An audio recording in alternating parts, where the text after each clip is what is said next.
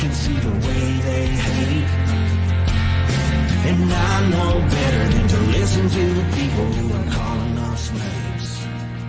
I can feel the sunlight shining. Well, good morning, everyone. My name's Brian, and today is Friday, September 6th, 2024, and this is episode 768 of the Lots Project podcast, and it's titled Mattress Sale. I'll be chatting about a mattress store conspiracy theory, some twin flames, LuLaRoe, a visit to Delinquent Scully, and whatever else comes up, because it's Friday, and I'm feeling better. Every day, a little bit better every day. Just do a little bit better every day. I think yesterday I determined that was about 80% healed. Had a good day out at Delinquent Scully. Met up with Sean Mills from Hack My Homestead. I'll talk about that in a little bit, and then had a nice dinner with Corey at a new little diner that we found. Looking for to scratch a burger itch that I've been having since I was sick and getting better. So we found a new place. We headed over and we gave it a try, and I'll talk about that. Still got a little cough, but definitely feeling better. Let's check out the live chat, see who's swinging in already. We'll grab a cup and hang out for an hour or so. Good morning. Canadian Farmstead says good day. He's sick of being one of those Canadian racists and has switched it up to good day. Food Forest Farms made it in this morning off the mountain, been up there jackhammering away, and finally comes down off the mountain to join society for a few days. I don't blame him for hanging out in the woods. Rewilder Life, good morning. She is alive. She's alive. And K-Bonk, thanks for stopping. Blakesley Acres, excuse me.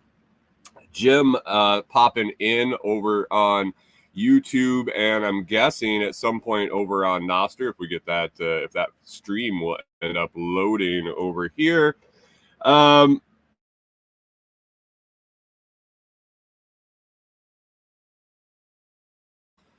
little bit. Wow, internet's is popping in and out. Huh, what is going on? That's been a while since that's happened. Interesting. I've been reading some stuff about Starlink having some issues right now. I'm curious. They just did a huge firmware update on the apps and things, so I'm wondering if he's got some shit going on with that. But interwebs, yeah, we might cut out a little bit today. We'll see. ND mattress ad, yeah, that's weird. We'll talk about that in a minute. And Canadian Farmstead's got Maxwell House in the cup. Excuse me. I'm sorry. Made me throw up in my mouth a little bit. But you do you. You got the blue can, and you'll enjoy it. You will enjoy it. In my cup, I got some more FTO Blonde Espresso from Food Forest Farms, and it's doing me very well. I talked about while I was sick, there were a couple days that I got up and I didn't even make coffee. It felt weird. But I couldn't bring myself to make it because all I wanted to do was go to sleep. And I didn't have the intentions of waking up and staying up all day. And it was exhausting to think about making a French press. The one thing about grinding your beans fresh every morning by hand and making it in a French press, it is a little bit more involved than throwing it in a coffee maker. But so worth it. Except when you're sick. So I missed a couple days, and it was all right. But that just means I got more to enjoy the rest of the month until I get my Food Forest Farms C4 shipment mid-month. Brian over at Food Forest Farms has a fantastic monthly coffee club. Minimum purchase is £2 a month. You get signed up. You talk with Brian. You work with him. He figures out your coffee tastes, your preferences, and he hand roasts you quality, high-end, premium air-roasted coffee once a month and sends it out like clockwork every month. You get to enjoy something new or the same. It's your choice. If you want the same thing every month, Brian will send it out. You want a variety of things, Brian keeps great notes and sends you exactly what you want. And if he thinks you want to try something new, he'll pop it in there and see what you get. Coffee isn't the only benefits of the C4 Club. You could stay at his Airbnb out in the greater Seattle area, or there are plenty of other benefits, including white label coffee brands and so much more. Check out the C4 Club over at foodforestfarms.com, foodforestfarms.com. And if you just want to try the coffee, you want to give it a try, you don't want to just jump in on the C4 Club, use LOTS10, LOTS10 for 10% off your order, and it's always free shipping at Food Forest Farms, and the customer service is out of this world. So check it out today, foodforestfarms.com. He's hanging out in the chat. He enjoys the show along with me enjoying his coffee. FTO Blonde Espresso is definitely a good choice. Or check out any of the Lots Project blends, like Get Shit Done blend, or Silver Bullet, or Clyde, Norman, Walter blends. They're fantastic. Canadian Farmstead says the Maxwell House is on sale. And Food Forest Farm says, at least with the blue can, you get a drum for the kids. Yeah, I mean, that is some worldly thinking, Brian. That is definitely some worldly thinking. You cannot use, well, I suppose you could use the Food Forest Farm bag as a skin on a drum. Maybe you could cut the bag up and make some sort of reed wind instrument out of it. Jim's got the Clyde rolling in again. Clyde is a light roast. We named the lighter of the 3 dog blends that we made up. It's coming, guys. It's getting there. I was telling Corey, I can tell the difference in the cough. I can tell the difference in what I'm seeing produced. I am producing, which was something that didn't happen in 2 weeks. It's just making it through it. It's like it's almost there. I can tell.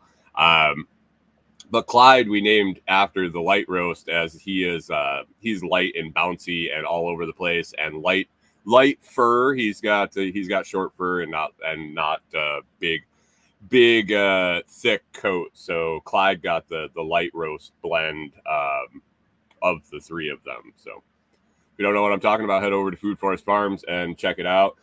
K-Bonk's drinking some Honduran. Yeah, that stuff is good too. It's hard to let you guys know I haven't gotten a bad coffee from Brian. I enjoy light roasts. I enjoy the lighter the better into the mediums. Brian has pushed my limits and sent me some darker stuff, some darker light blends. One of my favorite that he sent me was a very dark and very light blend that turned out fantastic. He knows what he's doing. He knows what he's doing, and he's very good at matching tastes without even meeting you.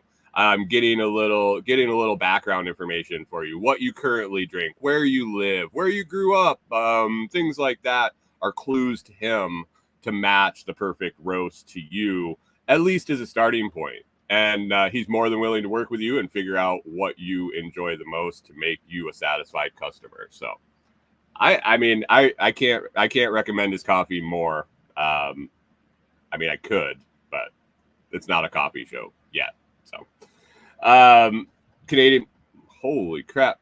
Canadian Farmstead says, I use the blue can to collect coffee grounds from work to throw in my compost. I used to do that. We used to have people that would collect the grounds, and every once in a while they would fill up a can and put the lid on it, and then it would get lost in the mix, and we'd find it months later. That's an interesting can to open up, especially when you think you're opening the can to a new can to make coffee. Like you're searching for you ran out, you're searching for the backup can, and you open that up and it's been sitting in there basically fermenting for months. Hunter says blue can, the big one, and the red can, the small one, and make ice cream out of it. We're not having ice cream, guys. We're having coffee.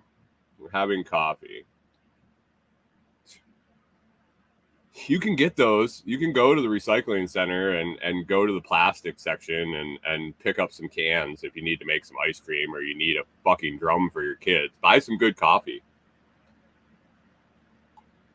You won't be disappointed. Like ask Jim here, ask K-Bonk. It's definitely an upgrade when you step up. When you step up to that next level of coffee. And I don't think you can find better prices and free shipping on coffee out there. Brian's prices, especially the C4 Club prices, I challenge you to find a better deal on the quality of coffee. Obviously, it's more than Maxwell House and more than Taster's Choice, but it is what it is. Try it out. Treat yourself to something great. Treat yourself something great. All right. Well, yesterday, let's talk about that first. Yesterday, like I said, I feel like I was about 80%. I had a day out at Delinquent Scully. I was meeting up Sean from Hack My Homestead. If you don't follow Sean's stuff on everywhere, TikTok, he actually tagged me and Tim in a TikTok, so you should check out his TikTok channel. Hack My Homestead. He's got a YouTube channel and podcast and whatnot. He's super with it, man. I really enjoy hanging out with Sean. I really enjoy chatting with him and talking about systems, designing systems, I guess is what we were doing yesterday in a short version of what we were doing. Pretty layman design session, but basically we were prepping for work days at before SRF. So we're having SRF, Self-Reliance Festival, is coming up October 5th and 6th, I believe. Oh, man, I don't even know. I had a meeting with Nicole yesterday. October 5th and 6th in Camden, Tennessee. One of the reasons we're actually in this area and we're close to SRF right now is because I'm working with Toolman Tim on his property that he bought down here about an hour south of Camden. One of the things we're doing in conjunction with SRF is a couple work days and another event out at Delinquent Scully. That's the property name that Tim and Tim came up with, and we're rolling with it. But so we're having work day. Hey, good morning, Goo Man. How we doing over on the vertical feed? Thanks for stopping in. Excuse me. Yeah, man, it's there. I bet by Monday I'll be doing good. But we're planning out workday. We're planning out projects for people to help on things. I mean, fairly simple, easy to do projects where community can gather together. And if we have a lot of hands, the projects become really easy. Quick projects that we can get done and see the results. Projects that people can do or use ideas from in their own properties and their own for their own use when they go back. Right now we're thinking we're going to work on yesterday we were talking about water collection method. Originally we were talking about a dam and a ram pump and all sorts of stuff in this section to provide water to Tim's cabin. Good morning, Pip. Thanks for popping in. And so we're going to meet up. We're going to figure out supplies. Pip wants to know if we'll have a manifesto writing course. Pip, that is a fantastic idea. We should have evening manifesto writing classes. Maybe we could put together a manifesto ad lib that we can all contribute to and make the Delinquents Gully community manifesto. I like it. I like it, Pip. You want to be in charge? You want to be in charge of the manifesto ad lib?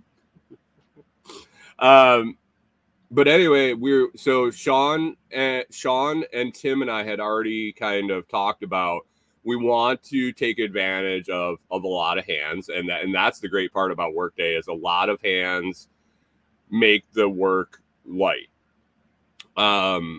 We weren't sure how we wanted to do it, but right close to Tim's cabin, the cabin location that we put the first small cabin there, right down the hill from it, there is a creek. I don't know if we call it a creek. It's definitely a spring seep. I don't know if you would consider it a full spring, but as dry as it's been here in Tennessee, it is still significantly running.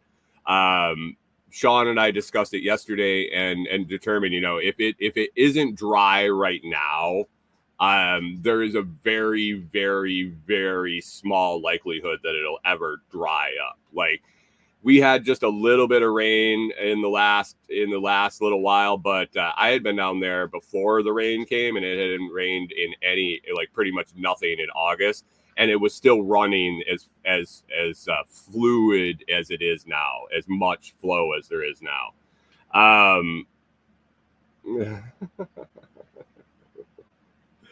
Canadian Farm says, is that Uncle Ted's course? And Pip says, I just heard how to spell manifesto. Oh, man.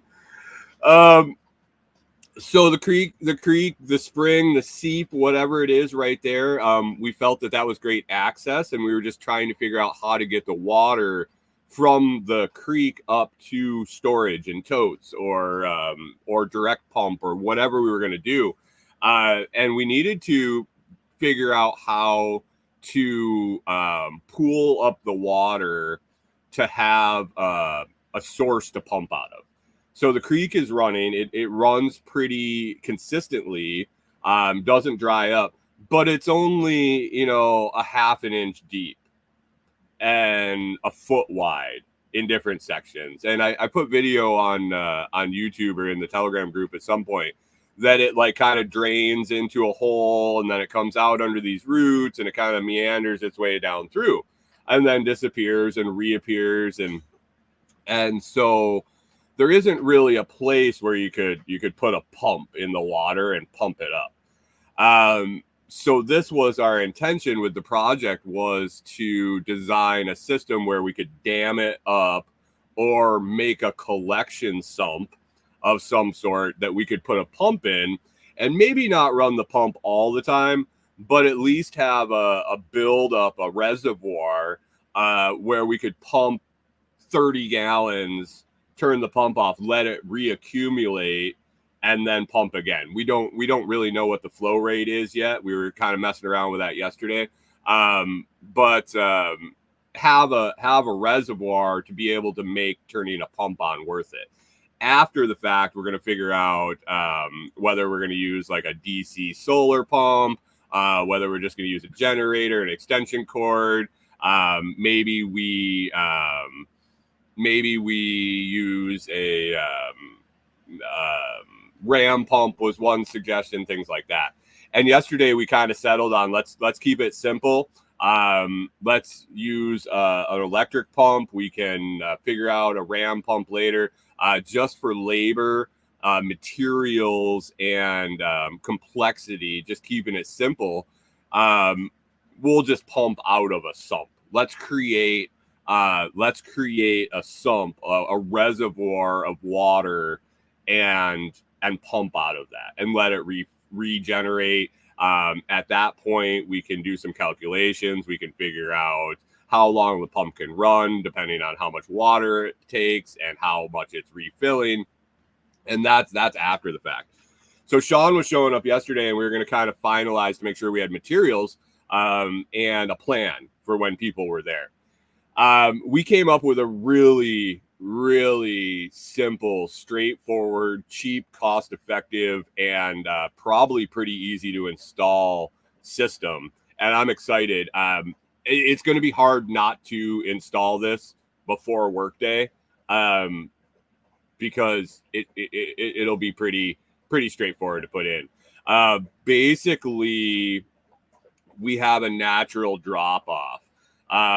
Where I did the video of the drain where it was draining into the ground, and it sounded like a bathtub drain. There's a couple of those right in that area, and then there's a natural drop off of about, I don't know, it's probably 2 foot ish, where there were tree roots and it kind of eroded away and it kind of drops off. That's where we were thinking possibly using that drop for the potential energy for a ram pump. But we were going to have to excavate quite a bit. We were going to have to put a dam in and all sorts of things. I had been messing around with the idea of just sinking a bucket in the creek to be able to pump water out of it, to alleviate having to transport water back and forth from where I'm at for when we go out and stay out there. And I was telling Sean about this, and he's like, why don't we just do that right now? You got a shovel and a bucket. Let's dig a hole and see how bad it is. Get a 5-gallon bucket, put it in there, and we'll see. It'll fill up. We'll see what happens. And so we did it, and it was really easy. The bottom of the creek was pretty silty clay. Had a post hole digger and a shovel, and we knocked that out in like a couple minutes. Dropped the bucket in there, and it filled up relatively quickly. And I was like, well, at least I can pump a little bit of water, and possibly not have to take the jerry cans back and forth, like a little at a time, accumulate, use less, do it over throughout the week when I'm out there not using water. And as we were looking at it, I said, I've been looking into a lot of seep development videos on YouTube where you find a seep and you can put like a very rudimentary dam with some pipes running out of it, and it basically flows the water through the pipes down, and you put it into a collection area. It's a way to get the water out of the ground and into a pipe. Good morning, John Palmer, and good day to you also. And so I was talking about that. We were talking about kind of the methodology behind that and how it works. And I was like, maybe we can do that. Maybe we can just use the bucket. And Sean and I went back and forth, and he's like, yeah, it's like a filter. It's like a pre-staging filter, the bucket. So what we're going to do is we're going to dig a hole on the top side, the higher side, and we're going to have a bucket set up, a 5-gallon bucket with holes drilled in it and a screen, like window screen wrapped around the outside as a filter. We're going to dig a hole, set the bucket in with pea gravel around the outside. So it's sitting there and the water can seep in. It gets filtered a couple times through the screen and through the gravel. And then we're going to put a pipe. So the bucket's going to be, let me get my cup. So the 5-gallon bucket's going to be sitting there in the ground. So the ground's here, the seep's coming through, the bucket fills up. We're going to put a pipe, a PVC, like a 3 or 1-inch PVC pipe, in the bucket, and have a pipe, and the water fills up in the bucket, comes out the pipe and runs. And then where the drop off is, the natural drop off, I was telling you, the natural drop off, we're going to use that pocket that's already kind of dug out. And Tim had already started digging out there when he was just messing around trying to figure out what he was going to do for water. And we're going to sink 55-gallon drum, at least one. We're going to start with one. And let the water fill up the 5-gallon bucket, run down the pipe, fill up the 55-gallon drum that's sunk in the ground, and then it'll overflow out of the 55 if we're not pumping out. Then we have a 55-gallon clear, partially filtered, like mechanically filtered, basically sand. Jim says big rocks, little rocks, and sand. starting to be filtered. Obviously, we'll put it through a Berkey filter or something like that. But we'll have a 55-gallon reservoir to be able to pump.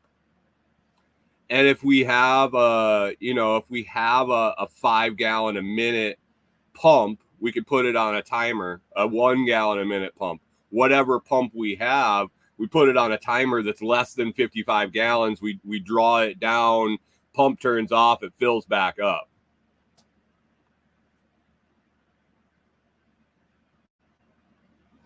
Hunter says maybe it's a good thing we can't get out there for workday. Courtney would kill me if she was stacking rocks for a dam. There's no rocks. First of all, you're safe. There's no rocks anywhere. What's up, Bart Smith? Thanks for stopping in. Appreciate you. Hit that like and subscribe, would you, over on the vertical feed? We're not going to be building a dam. We decided we're not going to be building a dam. Basically, this project is going to be a 5-gallon bucket, some vinyl screen, a 10-foot piece of PVC pipe, and a 55-gallon drum. That's literally what we got down to in this design, just to make it simple. I did talk to Sean about another water idea I had for a different location on the property, and I'm really excited to explore the possibilities of that, because it might be able to feed water to our location just using gravity and a ram pump setup. And a whole lot more. It would be a fantastic setup if it works out. I have to do a little exploring this weekend to see about where a water source is. But Mike's Homestead says, why not just a float switch? Yeah, possibility, depending on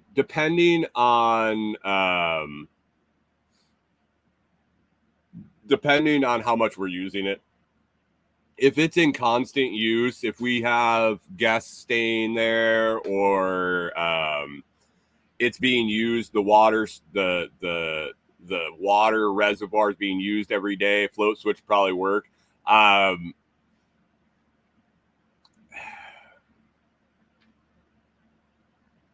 I like float switches. Sean seemed, not that he's opposed to them. They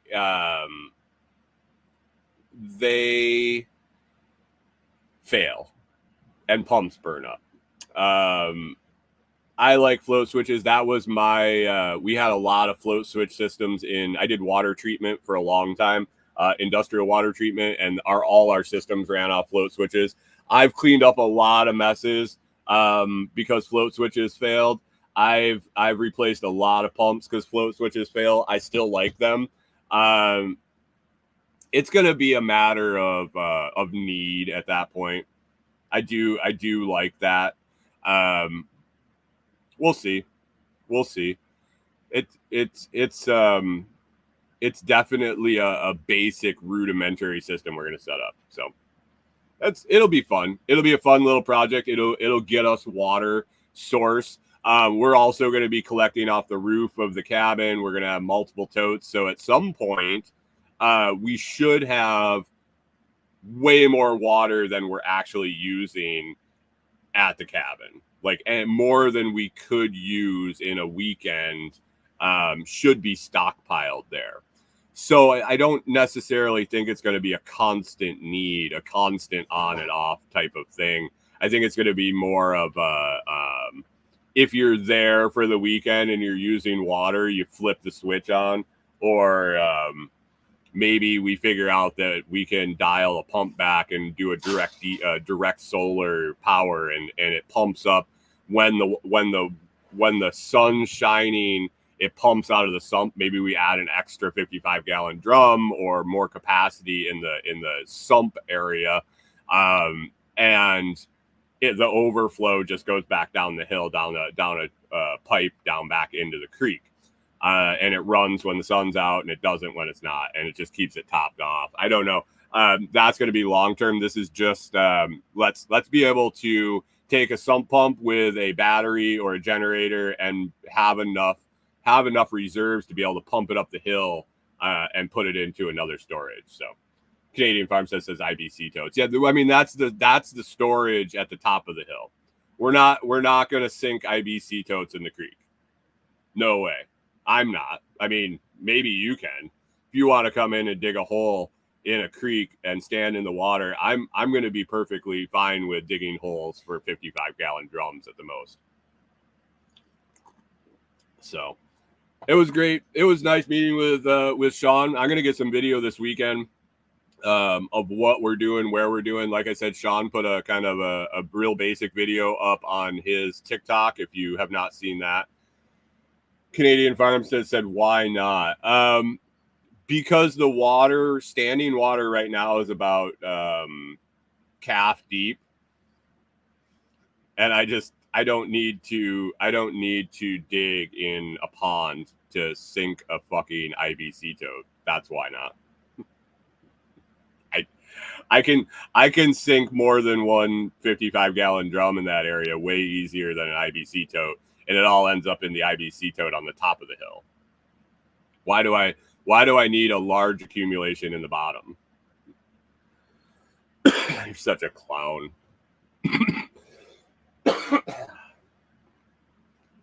Oh, all right. So that was yesterday. Excited today. Feeling, like I said, feeling better. Able to go. I'm going to go to town. I'm going to get the laundry and groceries and all that shit done. And then we're going to go out for the weekend. And I'm excited to get some stuff done. It's supposed to be a really nice weekend here. And it'll work. It'll be nice. So it'll be refreshing to actually get back to doing some decent work out there and progress. So other than the water project that we have going that weekend, we're gonna hopefully make up some mushroom logs. Vortex Tea Brewer, Kerry Brown has some plans that he wants to get some stuff planted in the nursery, get some areas kind of rolling with some gilding along our some guilds installed along the pathways that we're putting in on the property. It should be pretty productive. And if you're going to be around for SRF, you can reach out to me or Tim and get a hold of the information about coming out and joining the community. We say work day. You show up, you do a little work, you build some relationships, you learn something. We're not slave drivers by any means. We prescribe to the theory that, you get a bunch of people to show up, we can all do a little, learn a lot, and build community, and the projects get done. So should be a good time. If you're going to be around for SRF. And if you can't make it early, we're going to be doing those Wednesday, Thursday, and then we're going to have an event on Friday. If you're only coming into town, we'll be happy to see you at SRF also. So tickets are still on sale for that. We had our meeting about the content creator tent I'll be running at the event. So that some information on that will be coming out soon. It should be good. So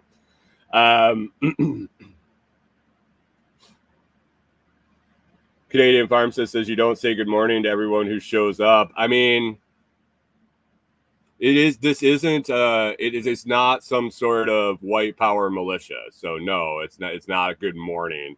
It's not a good morning type of situation. Well,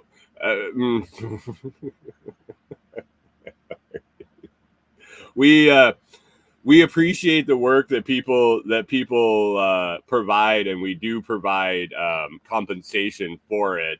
It's not monetary compensation, but it isn't slave labor. Jim says those interviews with attendees at SRF were fun to watch. That's we'll be doing a lot more of that. It was an impromptu kind of. It was planned for last SRF, the content creator tent, and equipment fell through. Things went sideways, and it was a let's figure it out as we go. While attending the event, while participating in the event, while doing everything. Nicole and I had a really good meeting yesterday about what we want to do with it this year, and I think there's going to be a lot more.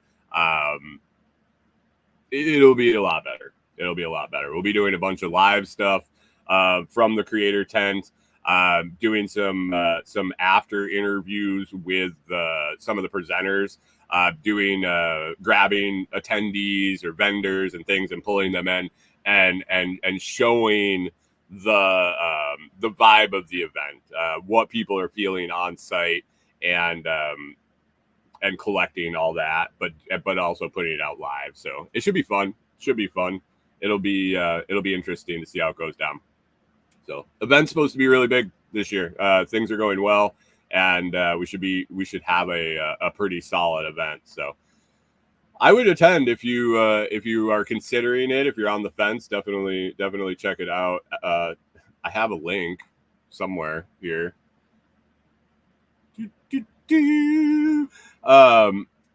So other than that, let's get to the list. That was exciting yesterday. I just put the link in the video or in the comments of the YouTube videos. There's that.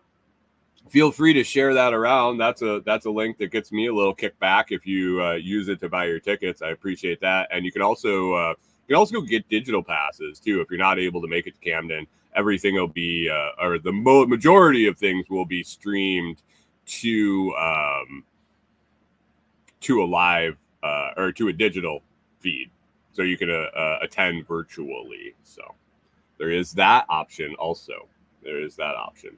Jim needs to make it back. I met Jim at one of the SRFs. He needs to make it back too. So Fridays are had traditionally been at some point some conspiracy days.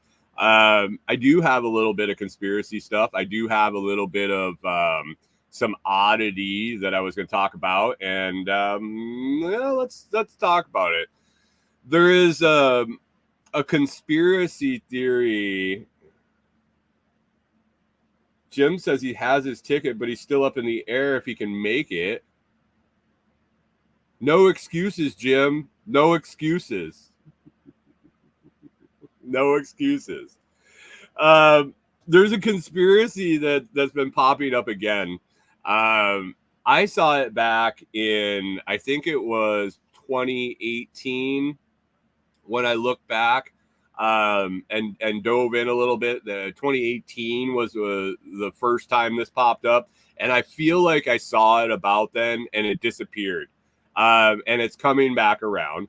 It's coming back around, which they do. They do when. Well, that's not good, Jim. Jim says I got a good excuse. Girlfriend's having brain surgery in September. I suppose, but SRF is in October, Jim. And if they fix her brain, she'll realize the mistakes of her ways. No, that's a good excuse. I hope everything goes well. I hope everything goes well and the healing process go well, and I get to see you in October. That would be the ideal outcome. But we'll keep her in our thoughts for sure. So this conspiracy theory, it keeps coming around because it has teeth. I think it really. We can't go down the brain surgery joke. No, we're not going to do that today. Not today. Maybe another day. Maybe after. The sign of a good conspiracy theory is it keeps coming around, and it has teeth. It has teeth. This one is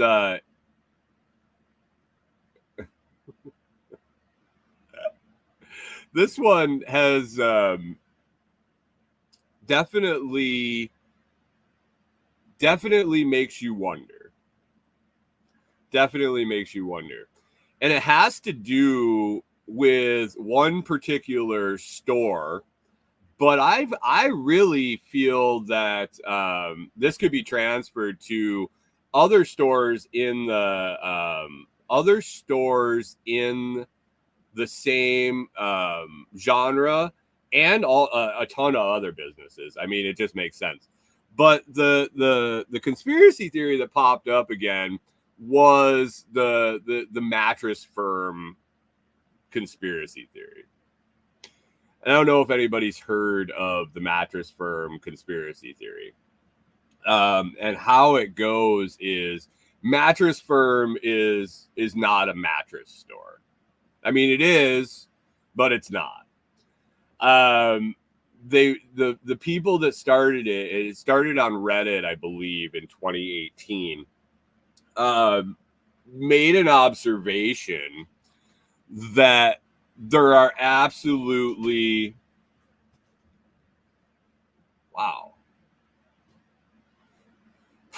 earthquake today. There are absolute tons of mattress firms. They're everywhere. You can't drive through a relatively small size town. Anything that has like an industrial, a commercial area that's got like strip malls or a little area where you got your fast food and all your box stores and stuff, you're going to see a mattress firm, if not more than one. But they also observed that they're always empty. There's never any cars at them. There's never any people in them. There's rarely more than one employee in them. And they're everywhere. And they said, how are all these mattress stores staying in business? How are they making enough money? This retail space, especially back in 2018, before it's all started to dive off, now it's way available and the price, I'm sure, has come down. But in 2018, retail space like that wasn't cheap. The rent wasn't cheap.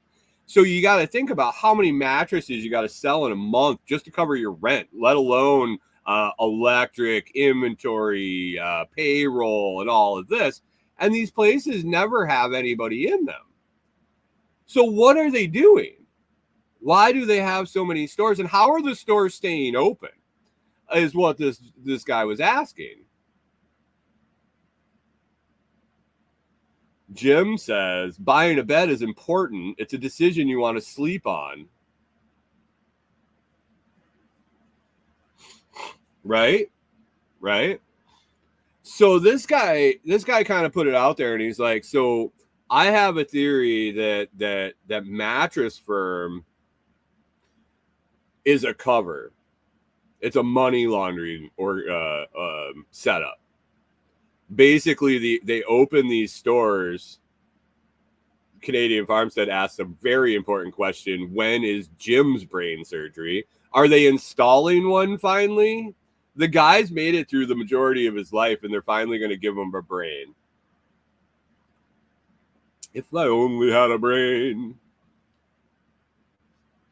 Food Forest Farm says they sell financing and a dream, get it? On the mattress. The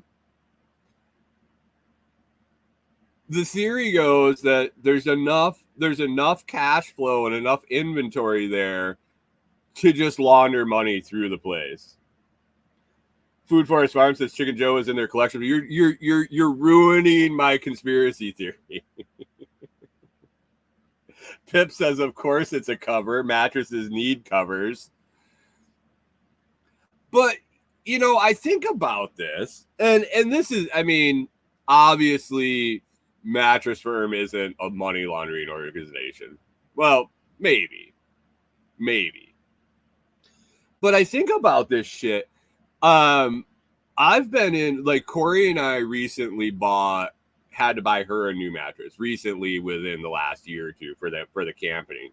Food Forest Farm says money laundering. Yes.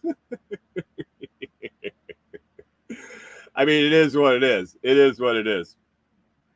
Hunter says, is it an alphabet organization substation? It could be. They could be using them as listening posts everywhere. But it isn't just mattress firm. Corey and I in the last couple of years had to buy her a new mattress for her room here in the camper, and we went shopping for a mattress. Now, all the fly-by-night discount pop-up mattress stores, we walk into them, and I'm like, wait, what? They're always empty.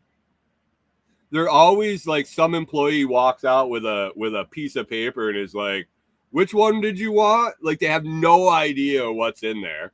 They have no idea what they're doing. And shit is just stacked everywhere.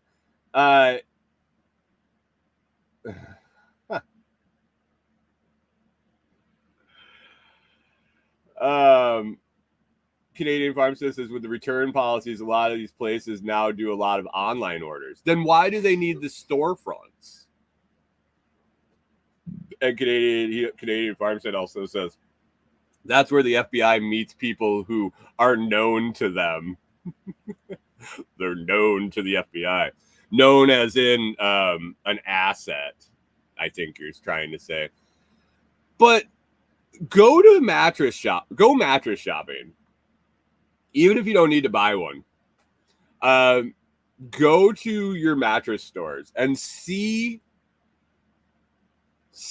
what your experience is.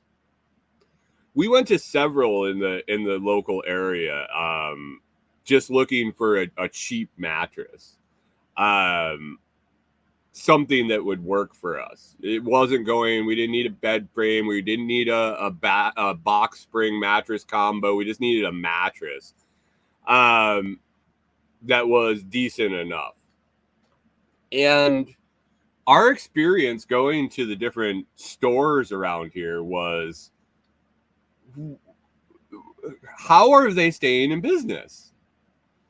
I read an explanation, and Food Forest Farms really makes a good point about the financing and the collections and the interest.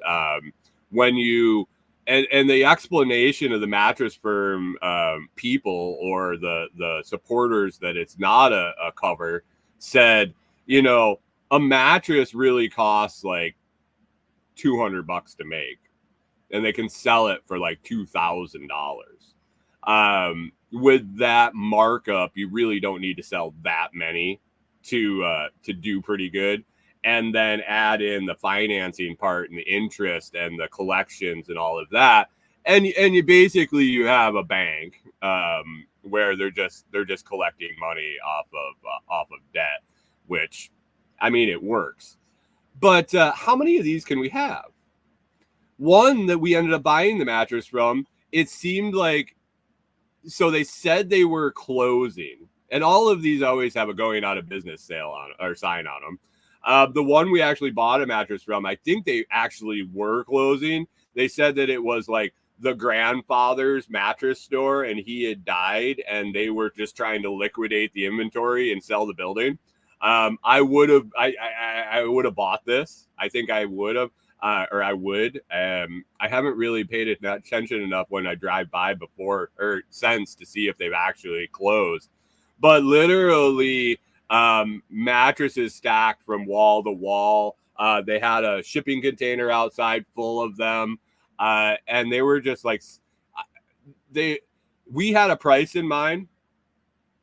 We were like, oh, we want to spend, I don't know what it was, like $300, $400, something like that. And we walked in and we were like, how much for this one? And the price tag said something like $900. Like, well, I'm really trying to get rid of it. I could get rid of it for like $300. We're like, sold. And it was like cash out the door. Jim says it's like the vacuum place on Breaking Bad. You need to order the right part. And that's another thing. Pip says Starbucks does similar thing with gift card money. Collect interest on it. Canadian Farmstead says there's a rug shop in my parents' town that's been going out of business for 30 years. The going out of business thing is fantastic. The electronics stores, what a stereotype that is the new American electronic stores that are always going out of business. It's interesting. It's interesting. They're not Sony. They're Sony. Sonny. Tape decks. Get your hi-fi CD player from Sony. So that's the mattress firm conspiracy theory that keeps popping up. That popped up into my feed like 3 times within a couple days. So I figured I had to put it on the list. Yeah, I got stain on my hat yesterday, working down in the creek. I got to throw it in the laundry today, guys. I'm kind of upset about that. Anyway, that was the mattress firm conspiracy theories. Popped up three or four times on my feed, and then also somebody that I follow actually forwarded it and added comments and all sorts of stuff, and I was like, huh, this is interesting. I recall this, and I'll have to look into it.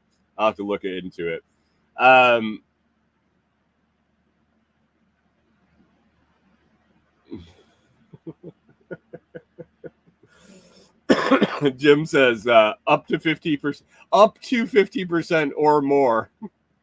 Is it up to 50% or more? Right? Some of the sides are fantastic.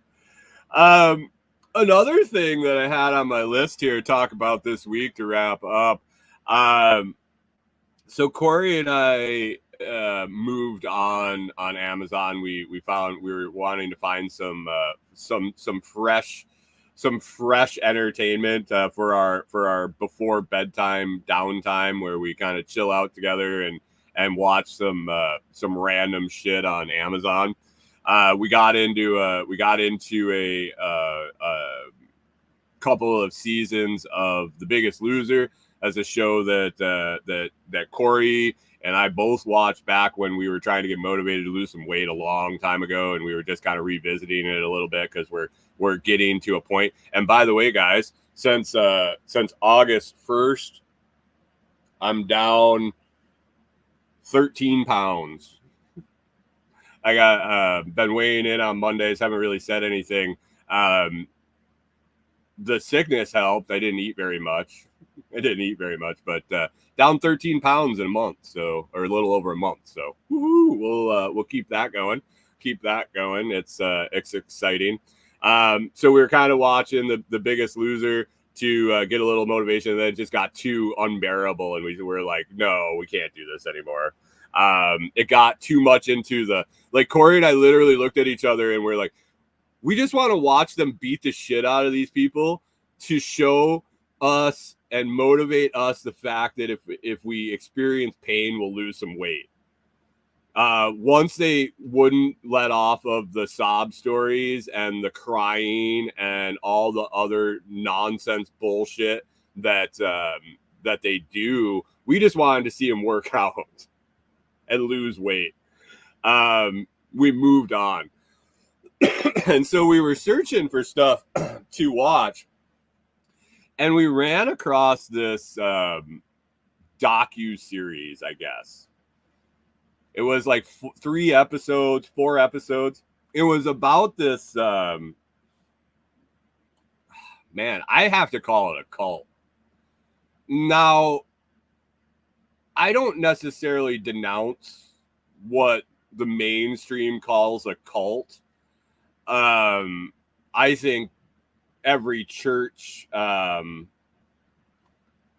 Life says most of those never keep it up. I have to tend to disagree with you on the most. I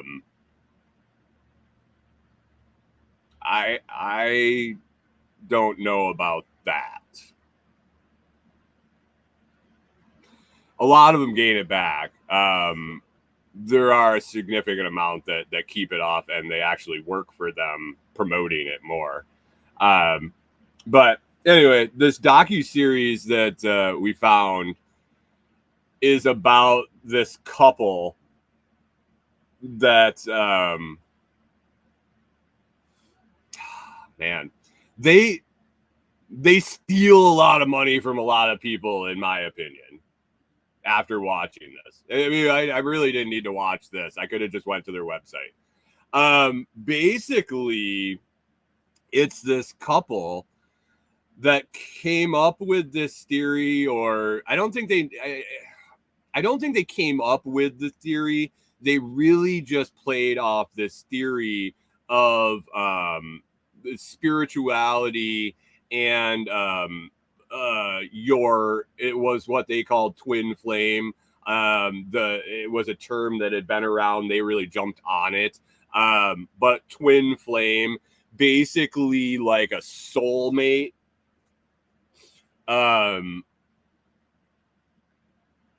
But more.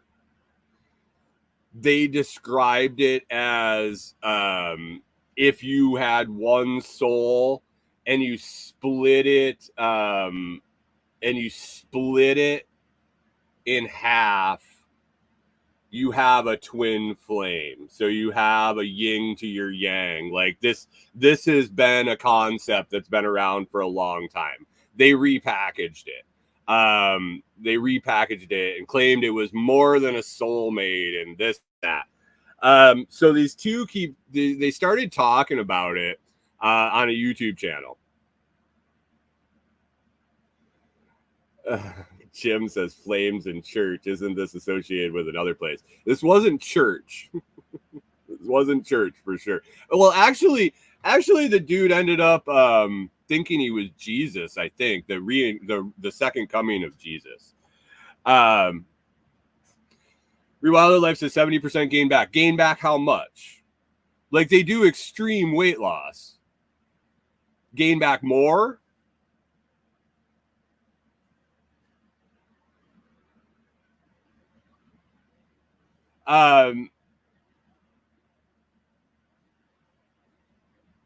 Like what is your theory? Like I think if 18 people that are severely obese, if someone's 400 pounds and they get down to 250 pounds, if they get down to 200 pounds and they go up to 280 pounds, is that a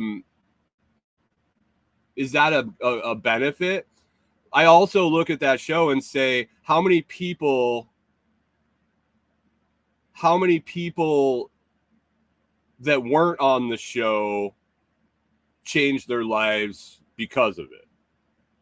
I'm not saying what they did is the right way to do it. I think the show it's a lot of TV. It's reality TV. But I think the benefit far outweighs only so many of those people drop the weight.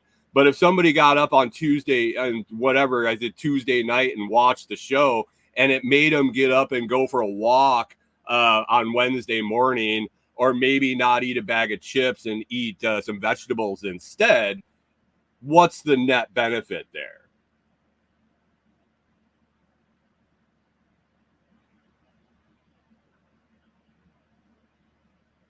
Well, of course not. Rachel says 70% of the weight gain. I'm not saying don't try. The pace isn't easy to keep up because it's all they did. And they didn't show all they did on the show. They showed a very small fraction of what they did on the show. They taught them how to eat the way they wanted them to eat. That's another thing. Like, I don't agree with their nutritional theory. But you know what? They showed that if you burn more calories than you take in, you will lose weight. Like, that's just science.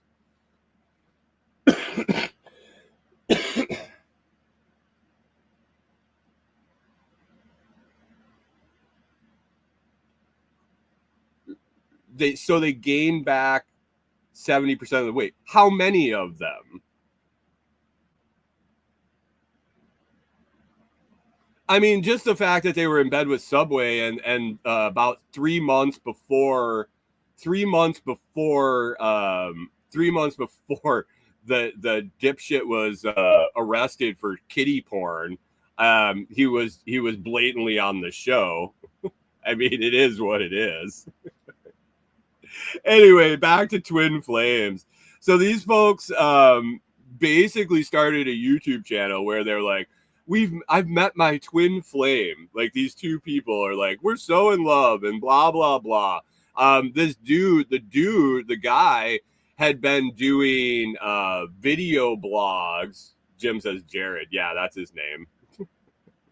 The pedo, the subway pedo. So this dude had been doing blogs about all sorts of weird spirituality shit for a long time. Had kind of like dipped out. He was trying to figure out, his friends from high school say since he had been in high school, he had been trying to find out a low input, high return business to support himself through the rest of his life. And he found it. So he meets this chick, and they start talking about how they're twin flames. And he starts doing these YouTube videos, and he starts growing a YouTube channel. This is back, I think it was like 2014, 2015. I don't know. We started watching a LuLaRoe, LuLaRoe or whatever, the legging bullshit.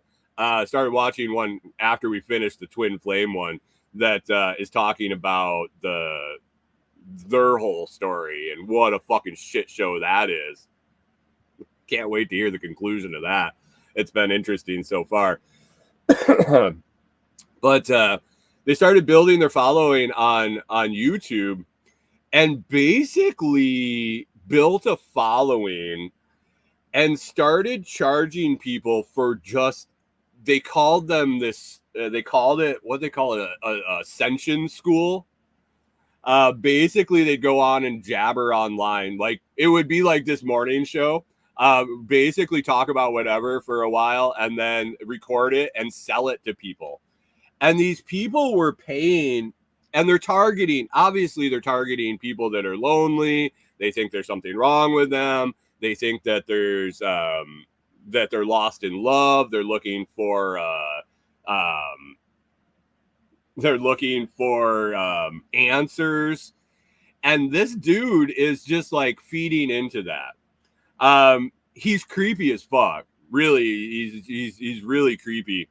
But these are vulnerable. The majority of them were women. The majority of them had either been lonely or been through a breakup or were confused, were looking for answers. And they found him. And he kind of went, and it started slowly. He started building this network of people. He started building an online community. He started charging for the online community, and he kind of went full in. He gave a lot of advice that probably he should be in jail for. He did it under the guise of a lot of it as, oh, I wasn't serious. I was just joking. Things like that. But he would have these meetings with his members where they would all get on like a Zoom call. And he was basically advising people to be stalkers. He claimed that he has, and they're still around. Like, you can go to their website and check their shit out. It's Twin Flame Universe. Just search Twin Flame Universe. It's interesting. And the amount of money these people pay to listen to this bullshit is unbelievable. But he basically was telling people to be a stalker. He said that God had used him to disseminate who everyone's twin flame is. So if you signed up and you started talking to them and you're like, I have this guy and I think he's my twin flame. Guy doesn't know it. This girl is either on the edge of delusion. Maybe it was an ex that broke up and, and they're not going anywhere.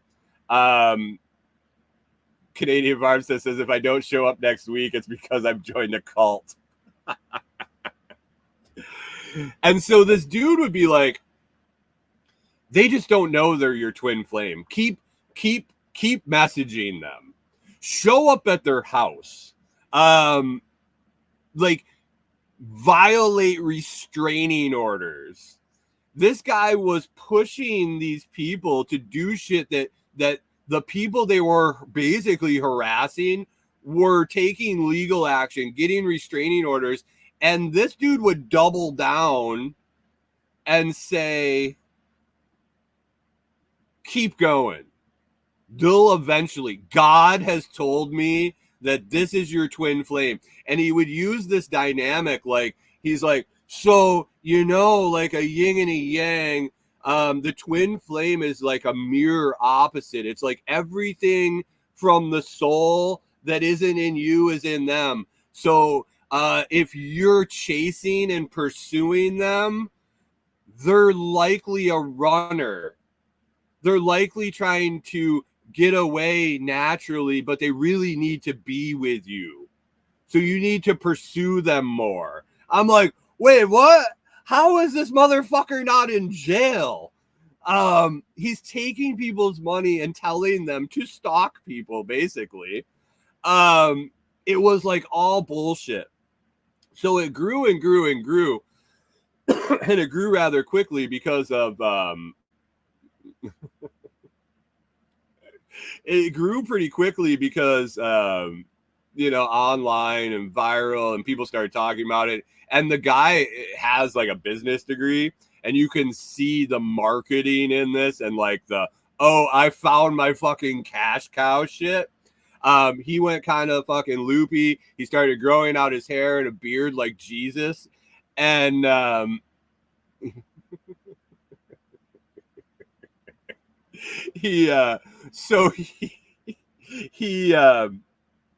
they grew this community.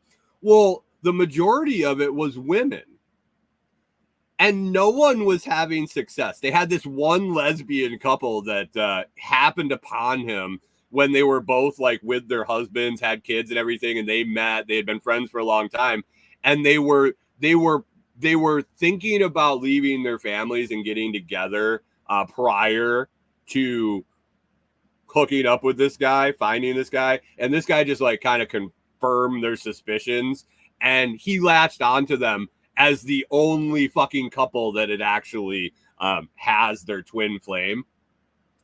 And so they went through this for a while, and finally people started going, well, I've been doing this for a long time. And he's like, you just got to keep doing the work and pursuing them and blah, blah, blah. And God told me this person is your twin flame. Well, at some point, people wanted to start seeing results. And so it got really twisted. Jim says, why would anybody listen to a bearded guy? He had long hair, too, like Jesus. And so he started matchmaking. He started trying to show results. I shouldn't say they. It's him and his girlfriend or wife or whatever she is. His twin flame. They started matchmaking. Well, when you have a community full of women and very few men, and you need to start matchmaking, you need to start matching men and women. But this dude seems to have a lot of religious background and ingrained in him. And I don't think same sex, they tried to play it off. They tried to play it off as if it was okay. But basically, when they would pair these women together, he would try to convince one of them that they were the male spirit, the masculine spirit in this union, and get them to transition to a man. Like, basically browbeat them into, you are the man, you just don't know it, you need to change your name, you need to change your look, trying to get them to transition to make it so he had success stories for all his bullshit he's selling. And I'm like, wait, what? They've done stories about this dude. He was in Vice did an article on him and he lost his shit. His community skyrocketed after that. This is the amazing part to me. Vice did a expose on him, and his membership increased. Vanity Fair did a huge Canadian Farmstead says, wait, soul flames have genders. I guess they do. Vanity Fair did like an expose about him where a girl went and interviewed them at their house and kind of did all this shit. She wrote this huge article about how this guy's a scam and everything. And he basically played it off as, oh, the editors at Vanity Fair made you write that. Like, you don't really believe that and shit. She's like, they were interviewing her. She's like, I absolutely believe everything I wrote and all this shit. His membership has like 5x'd since they came out and said that this is all bullshit. It's only getting bigger. And it makes me stop and wonder, who are these people that are buying into this? They're paying hundreds of dollars a month. Hundreds of dollars a month for this asshole to give them advice. And his only advice, like, it goes on and on and on, and they're like, you got to do the mirror exercise. This is like his shit. Basically, his shtick, he's built this whole thing around one or like a small handful of concepts. And the biggest one is called the mirror exercise, where basically he tells people, anything that's wrong with your life, look in the mirror. It's your own fucking fault. So if you're like, my boyfriend broke up with me because he didn't like me, and I can't go through this. Like, they talked about it in the docuseries, but I couldn't like wrap my head around it. Basically, he's telling these women to look in the mirror and say, what's the problem? My boyfriend broke up with me. What? Why? Because he didn't like me. Now turn it around. It's your own fault.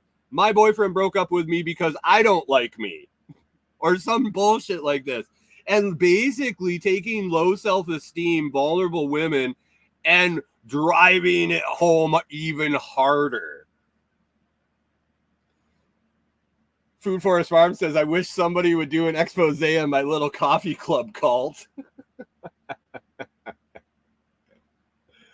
Canadian Farm says, as people are getting less and less connected to any community, they're desperate.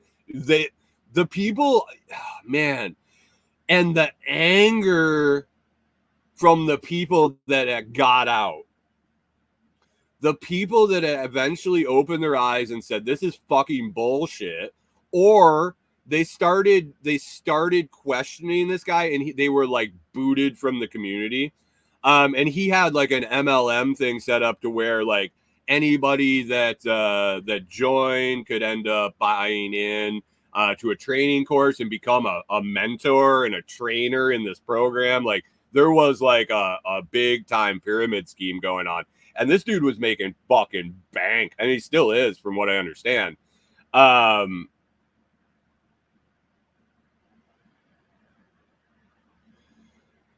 John Willis says any publicity sells product. And yeah, it was.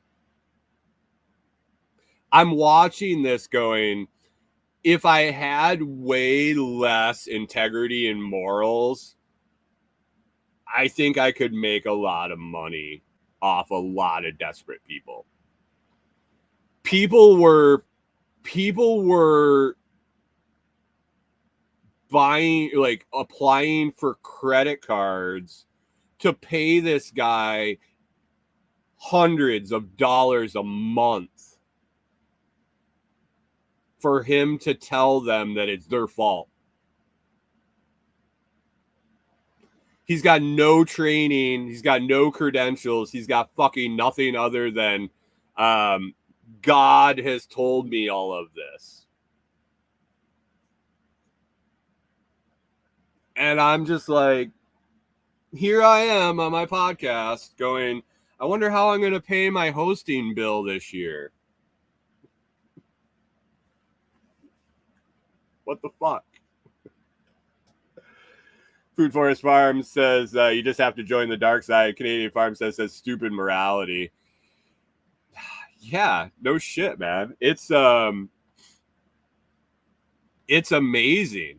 So this guy is like, and they're still around after all the press, after all the people that have come out and said this is bullshit. This guy doesn't know what he's talking about. He's ruining people's lives.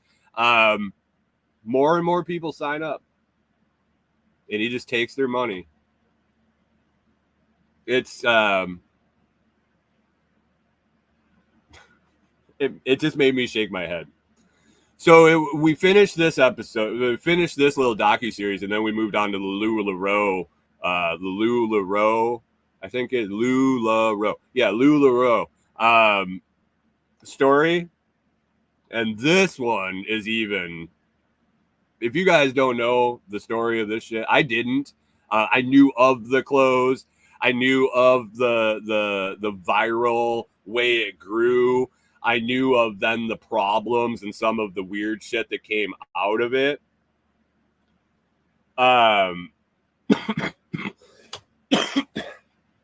It was I don't know how many episodes there are of it, but we're kind of into the point where the company's starting to fall apart. They just said that they were growing at 25% month over month.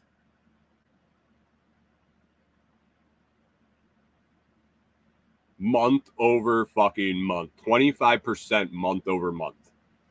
And they're trying to explain away the collapse and all the bullshit with their growth rate, other than the fact that it was just a pyramid scheme. Rewilder Life says, oh man, so many friends got caught in the Lulu thing. Yeah, Corey and I were talking about all the different people we knew that tried to sell it at some point. The owners of this place are fucking batshit crazy. They're interviewing them, and they're interviewing as in, we finally get to tell the truth. And then they have like the reps and the former employees and all these other people like telling what actually happened. And it's just insanity. I'm like, oh. I'm literally learning about this shit going, huh? That's all you got to do? I don't need billions of dollars. I need like 1 month revenue from this company in their ramp up, and I'd be like, yeah, I'm out. I'm fucking out. They just doubled down and doubled down and doubled down, and oh my god, it's check it out on Amazon. You can check out the Twin Flames thing. I don't remember. It's Desperately Seeking My Soulmate, I think is the name of it. Corey, do you know? Yeah, it's like Desperately Seeking My Soulmate is the Twin Flame one. And then the LuLaRoe one that we're currently watching is called LuLaRich. And it's entertaining. It's mind-boggling.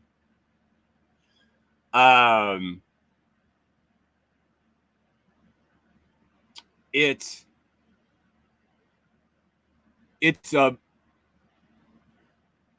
the beginnings of it and how it started is it was interesting that it started legit. There are some people that did very well with this. There are, I mean, obviously the owners, the woman that started it, she's obviously doing very, very, very well. Canadian Farm says, don't worry. we're still early in the Bitcoin pyramid scheme. Right? And Jim says desperately seeking soulmate, escaping the twin flames universe. Yes, that's it. Check that out. It's only like three 1 hour episodes. It's like it makes you think for sure. I don't know if you'd call it like super high entertainment value, but it's something that makes you go, one of those things that make you go, and then follow it up with LuLaRoe. Yeah. You just need that one. You need that one sale. Jim says, I'm going to watch with a how-to mindset. You know what? The sad part is, so did I. Why as I'm watching these desperate people having their lives torn apart, people that are doing this shit that have no business. I mean, they have every right to do whatever the fuck they want. But I'm thinking there has to be a moral way to take advantage of what happened in these situations. LuLaRoe exploded because it was the right thing at the right time, pitched to the right people, and then they doubled down and took advantage of what was going on. I think LuLaRoe, from watching the beginning of this, and I haven't finished it, I might change my mind later. I think the intentions in the beginning, the way that it spun up, was not malicious. I think at some point the switch flipped to we don't give a fuck. We want to make money. And as it grew, they're Mormons. The dude ended up thinking he was what's his name? John Smith. The next John Smith. At some point, he started preaching Mormon scriptures at their rallies, at their training events, and things like that. I think it went to his head. Maybe he was that way before, maybe not. I don't know. It's really hard to tell in the beginning when it's starting. But it was definitely interesting. We'll talk more about it, I'm sure. So sign up for my my career counseling and love life counseling. You can contact me. It's only $1,979 a week, and we will meet one-on-one, and I'll tell you that all your problems are your own. But pay me, and I'll tell you really, really hard. Rewilder Life says, sounds like some of the essential oil stuff. It's exactly like the essential oil stuff. And then, I mean, it goes back to Amway. Like literally, I'm thinking Amway when it started and they started talking about it. And they did a section on Amway and Neutralite. So it's an MLM. They got sued as a pyramid scheme. There are clips from their depositions and things. I don't know how that turned out. I'm guessing we'll find out at some point in the show. They're still open, I believe. So they must not have gotten too bad. They must not have gotten shut down.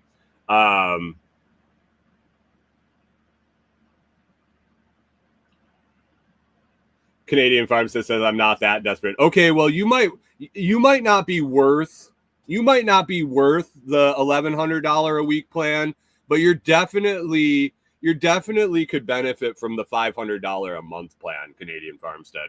And I even accept Bitcoin or Canadian money. You're not worth the high plan.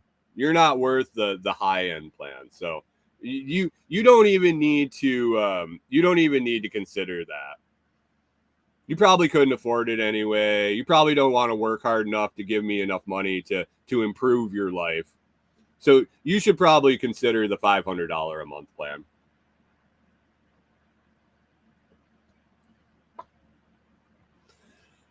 I already know I'm the problem. Don't need you to tell me. Oh, you do need me to tell you. You aren't the problem enough yet.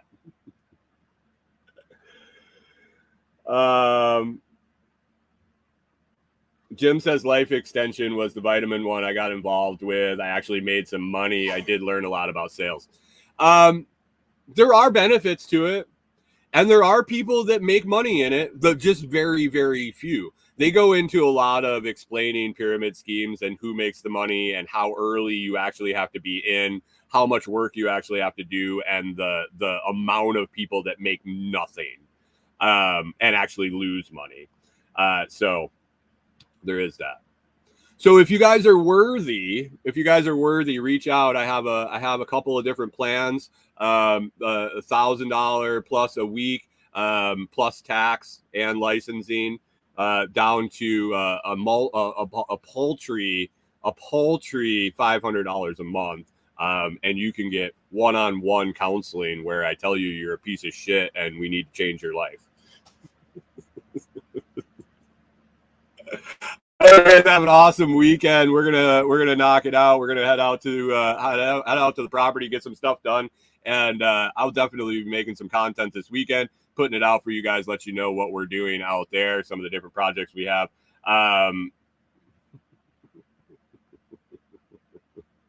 Hunter says pyramid scheme. You mean a regular job? 4 guys on bottom, 1 guy on top. That sounds like an OnlyFans channel that could do pretty good, Hunter. I don't know. You must be marketing it wrong. Guys, have an awesome weekend. Check out the Telegram group, or plan a trip to Camden, Tennessee the first weekend of October for SRF. It'd be great to see you out there, or at least consider grabbing the digital pass. Link is down in the video description. I believe it was in the comments on the YouTube and all the other channels. Have a fantastic week. Things are getting better. I'm going to be feeling better next week. I know it. Cough is on the way out, and I am on the mend. It's exciting to feel better. I can't wait to move on. We'll have a good show, a good week of shows next week. We will catch you later, guys. Have a good day.